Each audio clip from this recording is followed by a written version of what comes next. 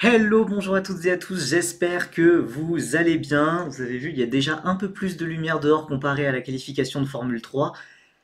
C'est presque le jour, enfin oui, c'est le jour, on peut le dire contrairement à tout à l'heure. Si vous n'avez pas suivi la qualification de Formule 3, vous avez raté. Je mets un petit peu, je fais une petite pause histoire que je vous spoil pas tout si vous voulez pas savoir. La pole position du coup de Raphaël Camara avec la troisième place notamment de Théophile Naël. Très bonne nouvelle qui vient tout juste de tomber d'ailleurs. Si vous avez suivi la qualification de Formule 3, vous avez pu être possiblement stressé par un incident. Théophile Naël avait été relâché de la voie des stands avec encore un aspirateur, enfin un refroidisseur au-dessus de son entrée d'air. C'était un incident qui était sous enquête. Moi, j'étais persuadé qu'il aurait une pénalité pour la course sprint. Il n'en a pas. Pas de pénalité sportive, seulement une amende de 500 € pour Van Amersfoort Racing. Donc, une excellente nouvelle. Théophile Naël partira bien troisième pour la course principale de F3 et donc aussi dixième pour la course sprint de F3. Assez parlé F3, si vous voulez si vous voulez revoir tout ce qui s'est passé en F3, je vous redirige vers la chaîne YouTube pour la rediffusion. Ici, on va suivre la qualification de Formule 2 qui devrait démarrer d'ici 8 minutes, qui est prévue à 7h30, avec notamment un Français qui paraît franchement très en forme normalement. L'ultime, le favori, voilà, le favori ultime, c'est Victor Martins. C'est Victor Martins qui a signé le meilleur temps aux essais libres avec. Attendez, oui, oui, c'est bon. Non. Ah, pourquoi ça n'affiche pas? Attendez, je vous passe tout de suite le live timing. Je sais pas pourquoi il veut pas le montrer. Ah, il ne veut pas le montrer. Bah, c'est pas très gentil. C'est pas très gentil. Attendez, je vous fais ça tout de suite. En tout cas, Victor Martins qui a dominé la séance d'essai libre pour 15 centièmes de seconde sur Kouchmaini. On avait ensuite Joshua Dirksen. Voilà, Roman Stanek, Crawford, Browning, Beganovic, etc. Et surtout, voilà, notre deuxième français, Sami Mektouniv, 12e. Si vous débarquez et que vous n'avez pas trop suivi ce qui s'est passé récemment sur Twitter, notamment le dernier jour, vous avez sûrement loupé que 6 pilotes, donc 6 des 22 pilotes sur la grille, vont recevoir une pénalité de 10 places pour la course sprint et la course principale. Et vous me direz, mais qu'est-ce qu'ils ont fait? 6 pilotes? Et les commissaires, ils ont complètement craqué. Oui et non. Alors, qu'est-ce qui s'est passé? Pourquoi les pilotes Dams, pourquoi les pilotes Rodin et pourquoi les pilotes Trident, c'est-à-dire Jack Crawford, Kouchmaini, Amaury Cordil, Alex Dunn, Sami Mektounif malheureusement et Max Esterson sont pénalisés de 10 places sur les deux grilles de départ. Ça va même au-delà de ça. Ils vont même aussi manquer une journée de test lors des prochains tests qui auront lieu à Bahreïn le mois prochain en avril. Ils vont louper beaucoup de choses. Voilà. Donc grosse pénalité évidemment. Pourquoi ça? Parce que sur la deuxième journée d'essai de pré-saison, donc c'était il y a quelques semaines, fin février à Barcelone, ces trois équipes ont utilisé des capteurs illégaux sur leur voiture pour récupérer potentiellement plus de data. Voilà, je ne suis pas ingénieur moi-même, je ne sais pas exactement quelle est la finalité de ça. En tout cas, voilà, ça, évidemment, comme ces équipes l'ont expliqué, ça n'offrait pas davantage de performance, mais de toute façon, l'avantage de performance sur des essais de pré-saison, c'est pas forcément très très utile. Mais a priori, certaines de ces équipes ont pu récupérer des datas supplémentaires avec des capteurs en plus qui ne sont pas réglementaires. Voilà, ça a fait beaucoup parler dans le paddock et ça, voilà, c'est un peu considéré comme une triche. Voilà, il y a eu une interview de Victor Martins par Feeder Series qui dit qu'il voilà, il faut des sanctions lourdes pour ce genre de choses, machin. Je crois en un sport équitable et tout, blablabla. Donc voilà, la sanction paraît extrêmement lourde et paraît encore plus lourde pour Kouchmaini et Sami Mektounif qui n'avaient pas ce capteur supplémentaire sur leur voiture. Mais en fait, bah, les équipes, Trident, Dams, Rodin, elles ont eu ces données supplémentaires. Elles ont eu ces données supplémentaires, donc elles peuvent potentiellement les utiliser sur les deux voitures, y compris celle de Maini et Mektounif. Donc grosse pénalité, alors que bah voilà, Samy, il a rien fait de mal dans l'histoire. Il avait même pas ce capteur sur sa voiture.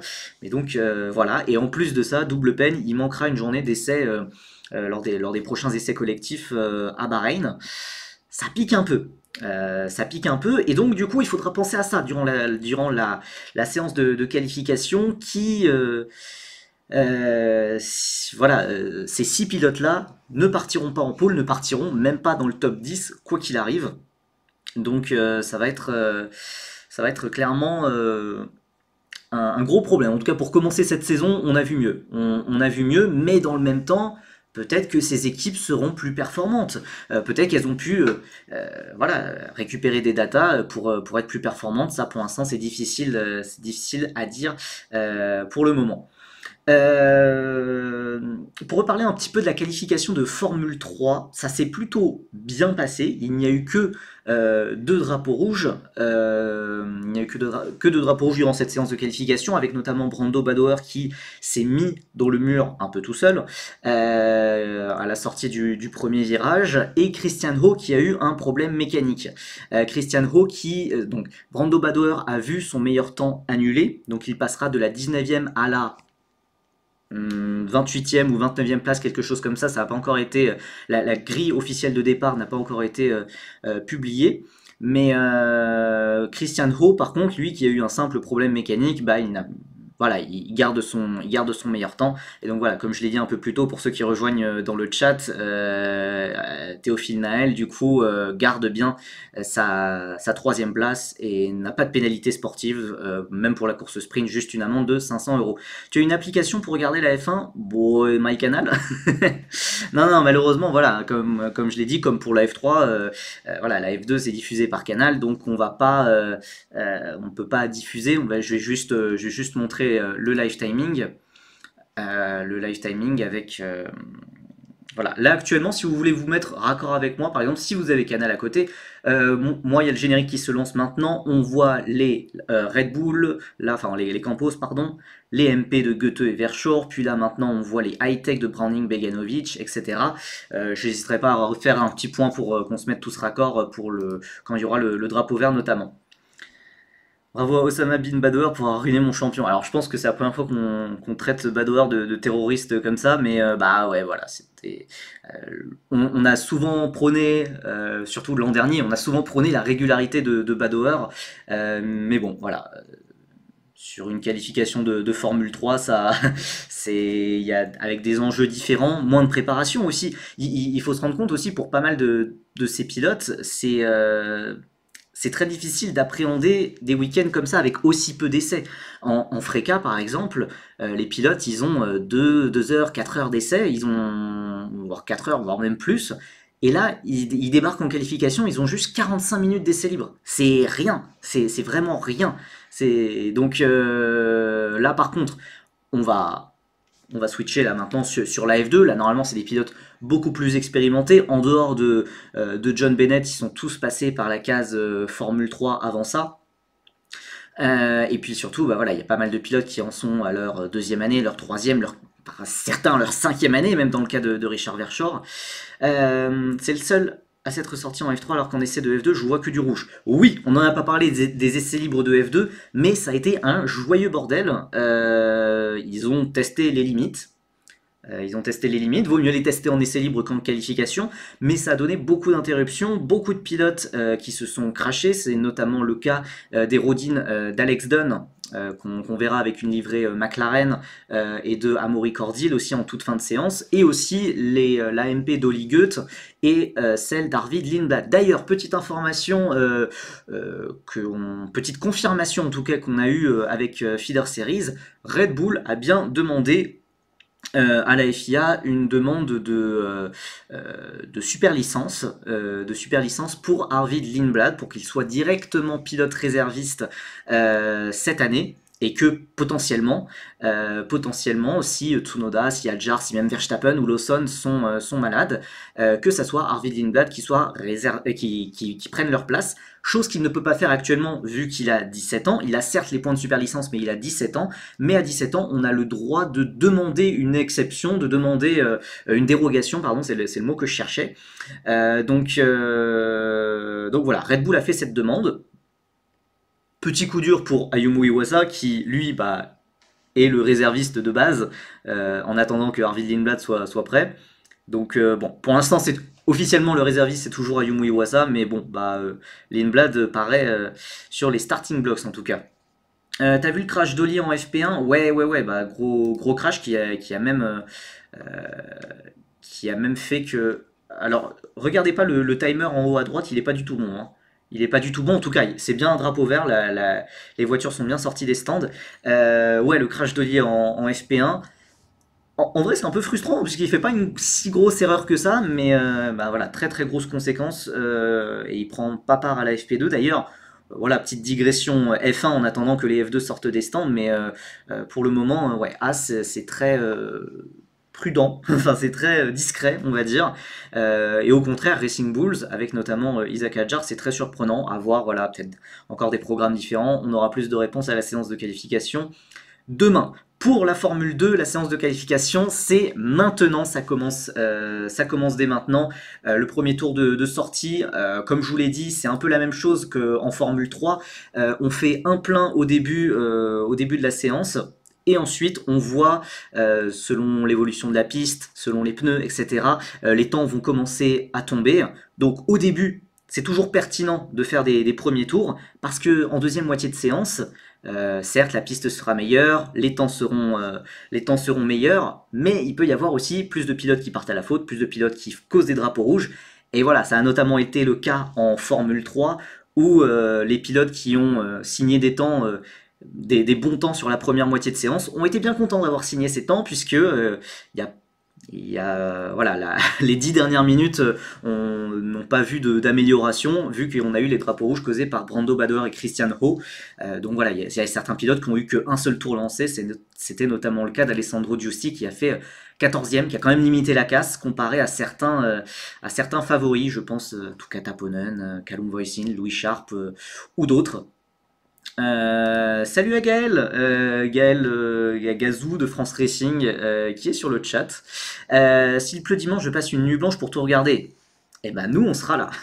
En tout cas voilà, moi je serai là quoi qu'il arrive. Oula, attention ça, il y a déjà des décalages, on a toujours l'impression, ça me fait penser à un commentaire de quelqu'un sur le live de la F3. En qualif, on a toujours l'impression qu'ils sont en course. Ils essayent d'avoir de l'air libre, ils essayent de se décaler, il y a des coups de volant, Voilà, pour le moment, pas de soucis particuliers, mais Luke Browning essaie de se frayer un chemin en tout cas.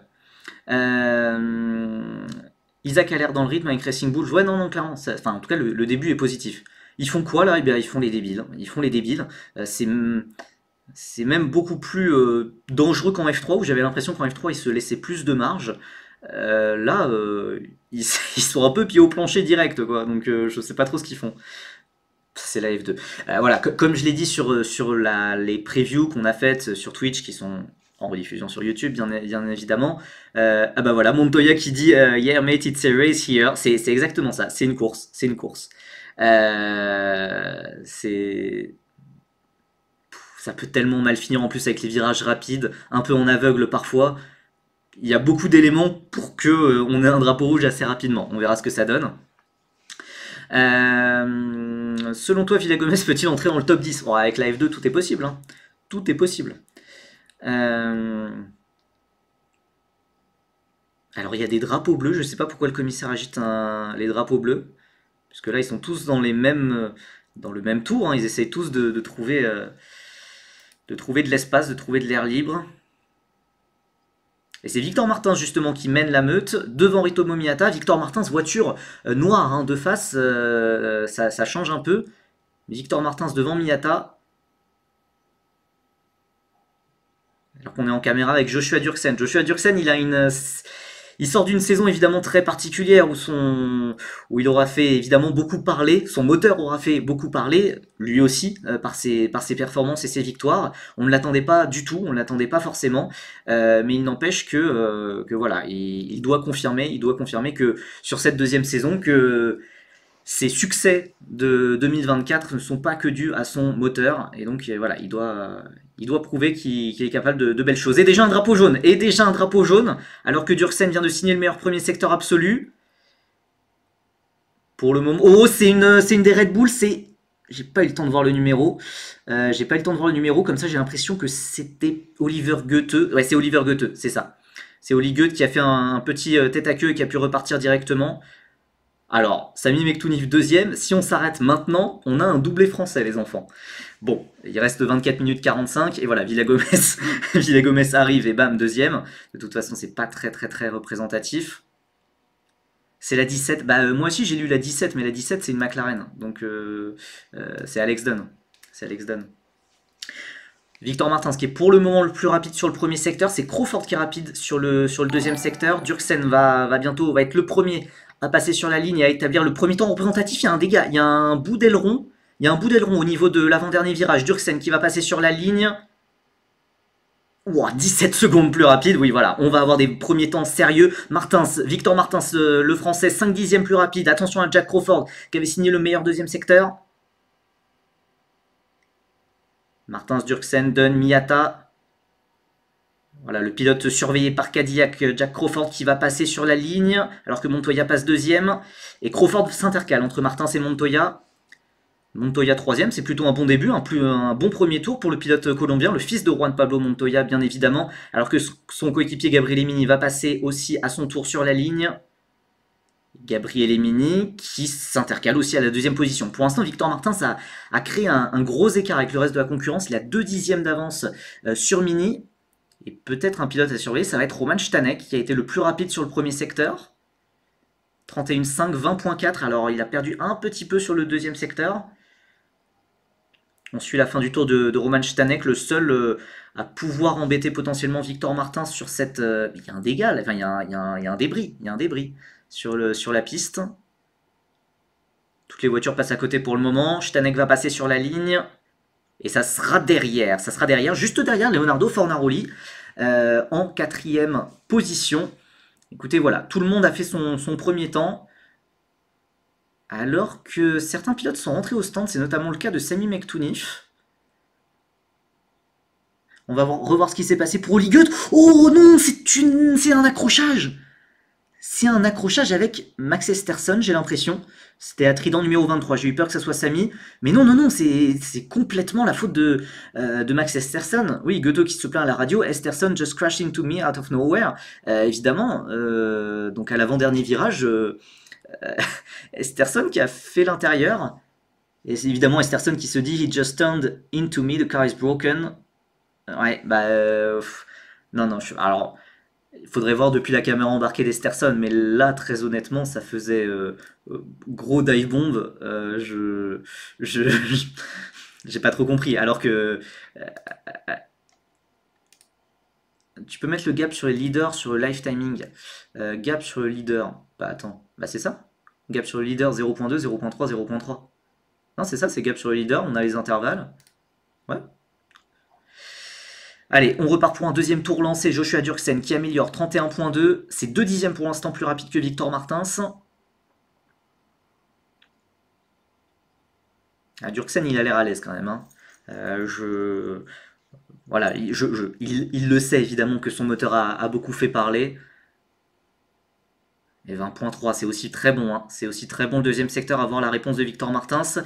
Alors que l'incident entre Goethe et Esterson va être sous enquête. Enfin... est noté pour l'instant, il n'y a pas d'enquête lancée. Victor Martins qui prend le meilleur deuxième secteur absolu. Et tout de suite repris par Sébastien Montoya. Montoya surprenant pour le moment.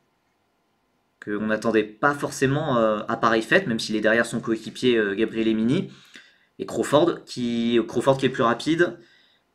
L'incident sera bien sous enquête entre Goethe et Esterson. Durksen qui va être le premier à passer sur la ligne. Le pilote paraguayen qui devrait prendre la tête provisoirement. 4 dixièmes d'avance. 4 dixièmes d'avance sur Victor. Les temps vont tomber. Victor Martins qui reprend directement la tête avec plus d'1 dixième. Mais on reste sur Jack Crawford. 31.2, 20.1. Là, il a théoriquement 4 dixièmes d'avance sur Victor environ. À voir comment il a négocié ce dernier secteur, car sur le dernier secteur, Martins a repris 4 dixièmes sur Durksen. Il a fait un excellent troisième secteur, Victor. Et Crawford repasse devant. Crawford repasse devant et prend la tête de cette séance de qualification. 3 dixièmes. 3 dixièmes, c'est énorme là, le tour de Jack Crawford. Alors qu'on va suivre les Italiens, Gabriele Mini, Leonardo Fornaroli qui sont aussi partis pour des très bons tours. Gabriele Mini qui prend la tête, 6 millièmes. 6 millièmes devant Jack Crawford. Aucun secteur, aucun... Il n'a pas allumé en purple, mais il a amélioré ses 3 secteurs. Et il a été régulier. Et ça paye pour le moment pour le pilote de l'Alpine Academy, livré complètement rose, BWT.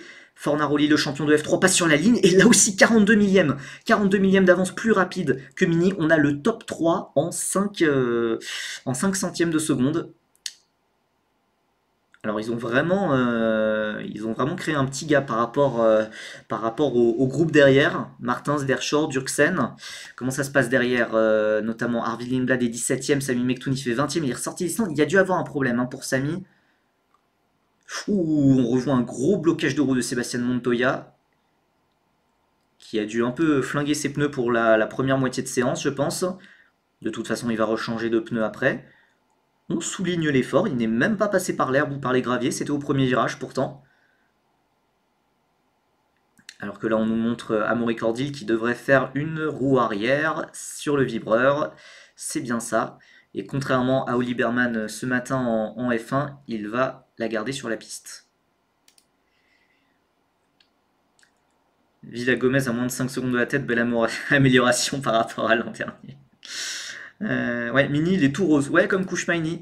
Alors, c'est possible de différencier Mini et Maini. Bon, normalement, ils ne devraient pas évoluer forcément dans les mêmes positions très souvent.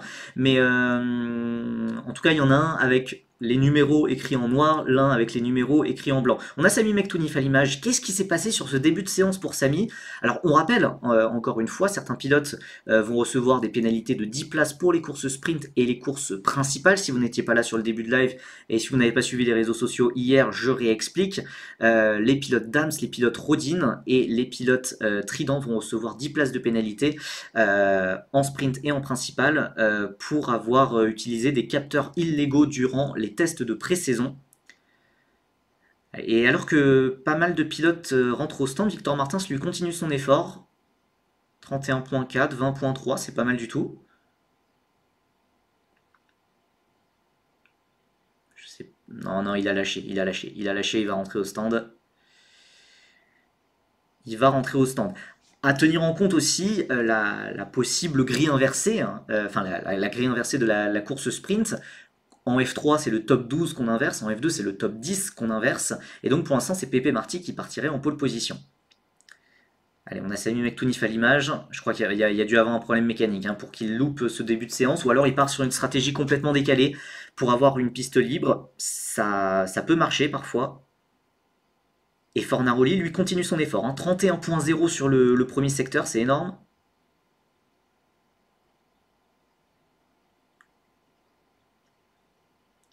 Ouais, Fornaroli qui a l'air très très très en forme là.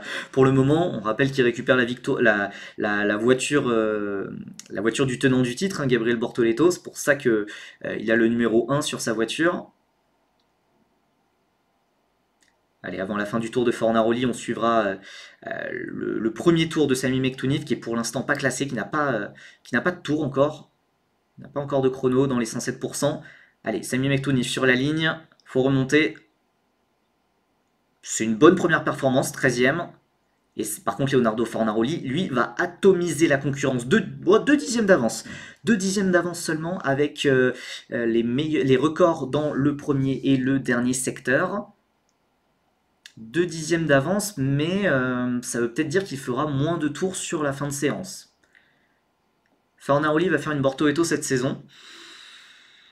Peut-être. Peut-être, je ne sais pas. En tout cas, moi, évidemment, ça avait un peu fait réagir, mais moi, je l'avais pas mis très très haut.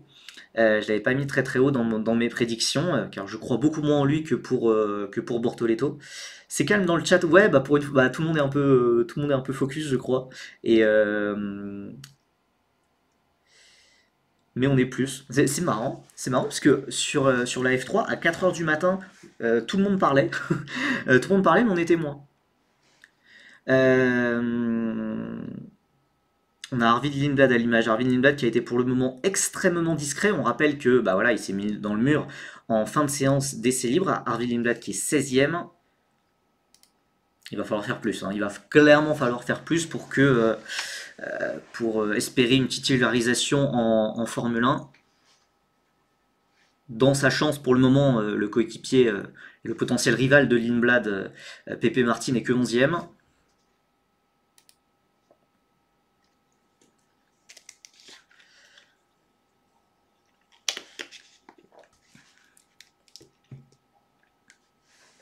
Pour information, on a passé le cap de la mi-séance. Il reste 14 minutes 35 très précisément.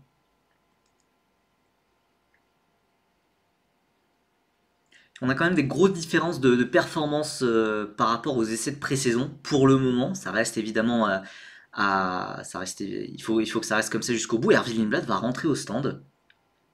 Bon, première moitié de séance extrêmement discrète du pilote Red Bull, du probable futur réserviste. On rappelle que Harvey Lindblad, il n'a pas chômé hein, pendant l'hiver, il a été bien occupé avec la Formule régionale océanique, il l'a aidé à remporter 18 points de super licence supplémentaires et donc à décrocher sa super licence. Lindblad est finito, il a plus le mental depuis son crash. Je pense qu'il en a vu d'autres. Toutes les voitures sont au stand, sauf Sami Mektounif et Oli Goeth qui est ressorti des stands. Alors moi la question que je me pose, est-ce qu'il y a encore le débris qui est sur l'avant-dernier virage? Je ne sais pas.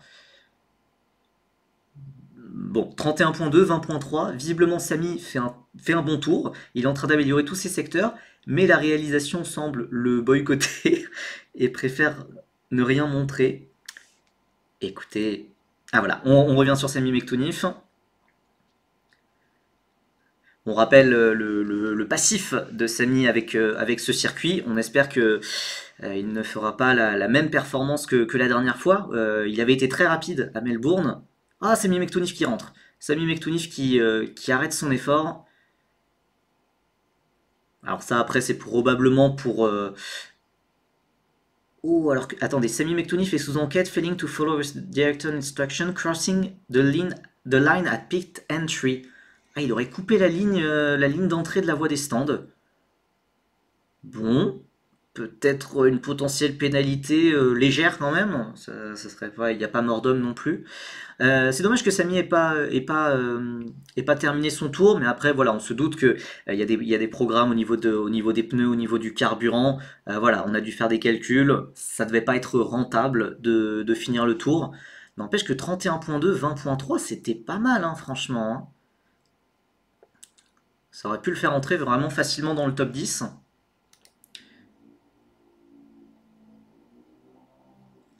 Eh mais j'y pense, alors pour la F3, FCB Noah 7 qui nous dit on a demandé à Ho de causer un red flag pour que Zagazeta puisse gagner la sprint de demain. Alors certes, Zagazeta partira deuxième, mais encore faut-il qu'il la gagne la course.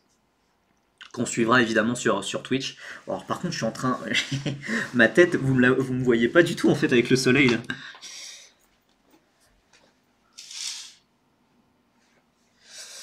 Euh, Alors que les pilotes repartent pour leur deuxième run, pardon, avec Sébastien Montoya à l'image, c'est le bon moment pour qu'un commissaire aille chercher le morceau de carbone, mais ils le feront pas. Très très très probable.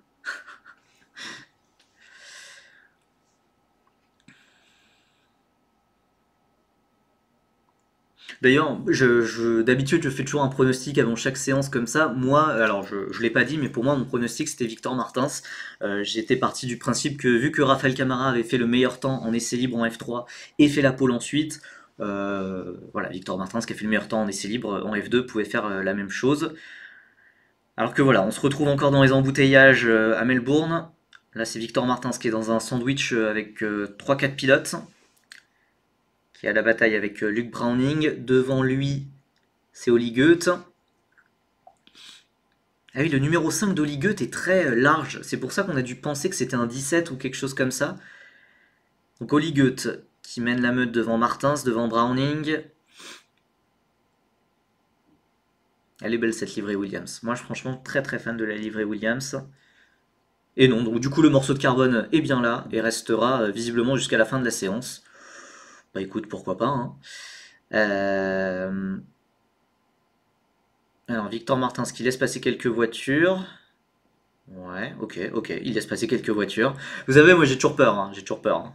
On ne sait jamais ce qui peut se passer. Pour en revenir, voilà, Sami Mektounif qui est actuellement au 14e rang. Il a déjà roulé sur la piste de Melbourne, bien entendu, l'an passé en F3. Il était même très rapide. Il était même en lutte pour la pole position avant malheureusement de se cracher dans son dernier tour. Alors qu'il y a peut-être des petits unsafe release là, peut-être chez Miyata, je ne sais pas. C'est ce qu'on nous montre à l'écran. Ouais, ça s'est bousculé hein, dans la voie des stands. Gabriel Emini qui a aussi été un petit peu lancé juste devant, bah, je crois que c'est encore Oli Goethe. Bon, il n'y a pas d'unsafe release là, hein, très honnêtement. Tout le monde était au ralenti de toute façon. Oli Goethe, justement, à l'image. Oli Goethe qui est pour le moment, qui est l'un des rares pilotes à n'avoir pas fait de chrono dans les 107%, qui est parti un peu plus tôt que les autres du coup.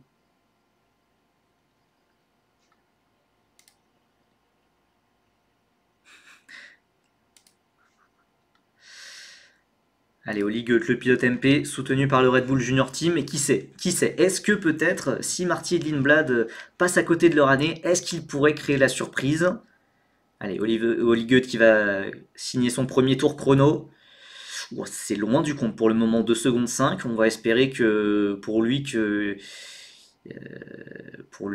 en avait encore sous le pied ou qu'il a fait une petite erreur.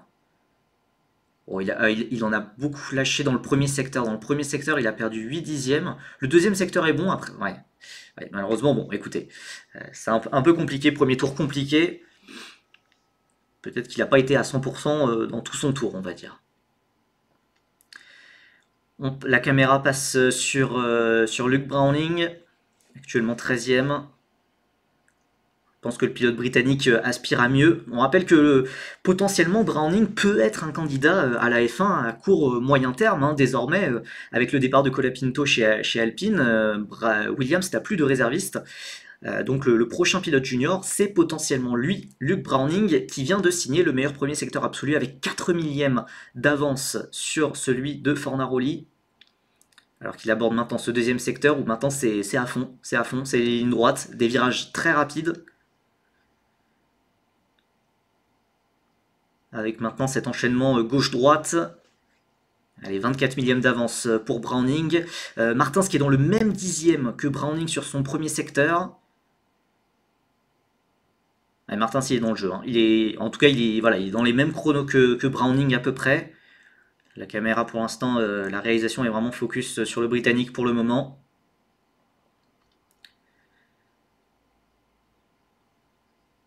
Jack Crawford, oh Jack Crawford c'est rapide, hein. 31 points, 20.0.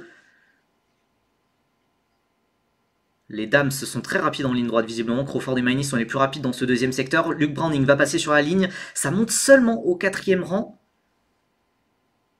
Fornaroli a fait une grosse différence dans le 3e secteur visiblement. Victor Martins qui passe sur la ligne, 4 dixièmes d'avance, 4 dixièmes d'avance. Et c'est surtout dans ce 3e secteur que Martins a fait la différence. 4 dixièmes d'avance, c'est très important. Maintenant Crawford qui était très très rapide dans le deuxième secteur, qui va passer sur la ligne deuxième à 64 millièmes alors qu'un drapeau jaune est agité. Est-ce qu'un pilote est parti à la faute? Et c'est Kouchmaini malheureusement, qui avait signé le meilleur deuxième secteur absolu et qui va gêner tous les pilotes qui passent derrière, dont notamment Gabriel Emini. Alors Kouchmaini, est-ce qu'il va pouvoir repartir? Gabriel Emini qui a dû lâcher forcément. Gabriel Emini qui passe au 3e rang, qui a amélioré son 3e secteur alors qu'il y avait drapeau jaune. Voilà, après les commissaires vont voir s'il y a eu un souci plus au niveau des micro-secteurs. Mais attention à pas avoir trop amélioré. On va revoir ce qui s'est passé pour Kouchmaini qui est parti à la faute tout seul. Qui est parti à la faute tout seul dans l'avant-dernier virage et qui a dû passer dans l'herbe et qui est parti en tête à queue ensuite en essayant de revenir sur la piste. Et là, il y a une Trident qui est passée un petit peu au large. C'est Sami Mektounif, malheureusement, au premier virage. Bon, sans trop de conséquences, hormis un tour raté pour le Français. Là, c'est la Prema de Montoya aussi. Beaucoup d'erreurs. Hein, beaucoup d'erreurs. Après, voilà, Melbourne autorise beaucoup de passages hors piste. Mais ces passages hors piste sont sanctionnés, hein, puisqu'il y a beaucoup de gravier, beaucoup d'herbe. On est en caméra embarquée avec Victor Martins qui est sur un tour de décélération. On rappelle qu'actuellement, donc voilà, le pilote le plus proche de Victor, c'est Jack Crawford. Et Jack Crawford, il a une pénalité de 10 places sur les courses sprint et courses principales. On rappelle. Pour le moment, c'est le Français qui aurait les 2 points de la pole position. Mais il reste 5 minutes. Et Victor va repartir pour un nouveau tour. Il a sa super licence Browning, je pense pas. Je pense qu'il lui manque quelques points. Il lui manque quelques points, mais il doit être autour de la trentaine de points de mémoire. Mais il n'a pas sa super licence et c'est pour ça il faudrait aussi une bonne saison en F2 à côté pour s'assurer d'une super licence et peut-être remplacer potentiellement dans le futur un Alex Albon par exemple. D'ailleurs, Luke Browning, il est toujours en forme. Hein. Luke Browning est toujours en forme, 30.9 dans le premier secteur. Et c'est directement repris par Victor Martins, 30.9 aussi. Mais la différence est surtout dans le troisième secteur. Hein. Luke Browning n'arrive absolument pas à suivre. Oh, Arvid Lindblad, 30.7, on l'avait presque oublié. On l'avait presque oublié, le pilote Red Bull, le pilote Campos. 30.7 dans le premier secteur. Maintenant, est-ce que ça va aller au bout? Mais c'est vrai que j'avais pas spécialement suivi, j'étais focalisé sur Victor Martins, mais Arvid Lindblad est remonté au 9e rang, ça serait de très bon augure en vue de la course sprint, où il partirait donc deuxième, 20.0 dans le deuxième secteur, c'est très très bon là. Arvid Lindblad peut créer la surprise, après une première moitié de séance complètement anonyme. Alors, pour l'instant, la réalisation est focalisée sur les high-tech de Browning, de Beganovic. Browning qui va passer sur la ligne, c'est pas spécialement lui qui m'inquiète. Il remonte au 6e rang.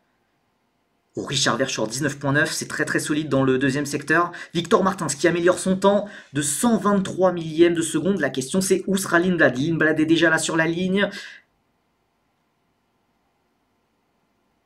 Et Arvid Lindblad qui s'est loupé. Il s'est loupé dans le dernier secteur, Arvid Lindblad. Il passe de la 11e à la 10e place, 39.3. Ouais, il a dû faire une erreur. Il a dû faire une erreur parce que c'est le seul secteur qui n'améliore pas. C'est franchement dommage puisque en voyant les chronos, il était 2-3 dixièmes en avance sur Victor Martins. Victor Martins, il a vraiment trouvé un truc hein, dans le troisième secteur avec les virages. Et Gabriel Emini, encore une fois, qui reprend le meilleur chrono en ne faisant aucun meilleur secteur absolu. 30.8, 20.0, 38.3. Oh, Gabriel Emini qui sonne, qui active un petit peu la climatisation.